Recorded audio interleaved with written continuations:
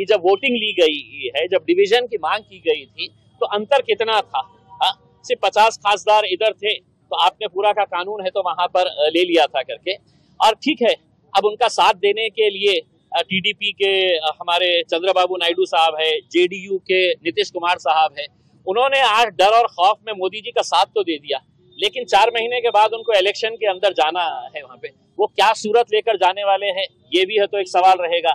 अजीत पवार भी नरेंद्र मोदी साहब के गोद में जाकर बैठ गए हैं। ये वही अजीत पवार है जो कहते हैं कि मुसलमानों को मैं कुछ होने नहीं दूंगा करके, मुसलमानों की रक्षा मैं करूंगा करके। तो अजीत पवार सड़क के ऊपर तुम कुछ और कहेंगे और वहां पर जाकर कुछ और बात करेंगे, किसके साथ हाथ में हाथ मिला देंगे करके उसमें। तो इनकी बोलनी और करनी के अंदर बहुत फर्क नजर आ रहा है। अब हो गया है, बिल पास हो गया है, एक लड़ाई रास्ते के ऊपर लड़ेंगे, दूसरी लड़ाई सुप्रीम कोर्ट के अंदर जाएंगे। लेकिन सुप्रीम कोर्ट से भी अब हमें बहुत ज्यादा उम्मीदें नहीं रही। अगर वहां पर अच्छे ईमानदार अगर जज बैठे हैं और वो सुन रहे हैं तो इंसाफ की उम्मीद है। अगर वो जज बैठा है जो रिटायरमेंट के बाद जिसे NHRC national human rights commission का चेयरमैन बनना है या उसे राज्यसभा की सीट चाहिए, तो इंसाफ वहां पे भी नहीं मिलने वाला है। और अभी मोदी जी के कार्यकाल के अंदर ऐसे बहुत सारे सुप्रीम कोर्ट के जजेस हैं जो रिटायरमेंट होते ही मोदी जी के पास जाके बैठ जा रहे हैं, अच्छी अच्छी पोस्ट ले रहे हैं और अपना काम चला रहे हैं। बताइए, बिल पास होने की वजह से मुस्लिमों पे क्या अन्याय हुआ? देखिए, ये मुसलमानों की जमीनें थी, मुसलमानों की जायदादें थी इसमें।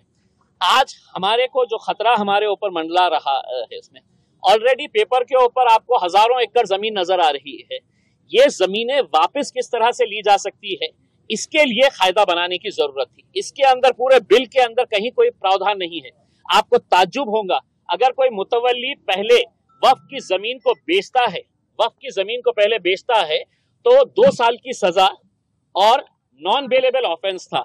अमित शाह जी ने इतने खुश हो गए हैं कि चलो मैं मुसलमानों को तो ये, लेकिन मेरी इनकी जमीनें जो बेच रहा है तो 2 साल की सजा कम करके उसको 6 महीने कर दिए है, और जो बेलेबल नॉन बेलेबल ऑफेंस था उसको बेलेबल ऑफेंस कर डाले है।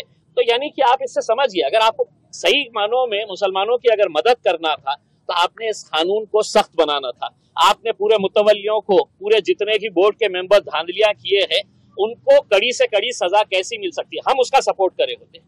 लेकिन आपने उसको ना करते हुए उनको ये कहा है कि भैया अब तुम बेचो, जो भी बेचने का है, 6 महीने रहेंगे ज्यादा से ज्यादा बाहर निकल जाने का। और करोड़ों रुपये की जमीन है, आप नासिक की जमीन ले लीजिएगा, आप औरंगाबाद की पूरी जालना रोड ले लीजिएगा, उसमें ये पूरा कैलाश पेट्रोल पंप, ये वो जितना भी है, ये किसकी जमीन के ऊपर है?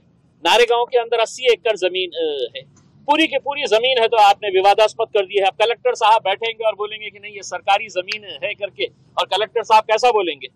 या तो देवेंद्र फडणवीस फोन करेंगे, ये जगह आपली आहे बोल, आणि त्यांना लढू द्या सुप्रीम कोर्टामध्ये, हायकोर्टामध्ये।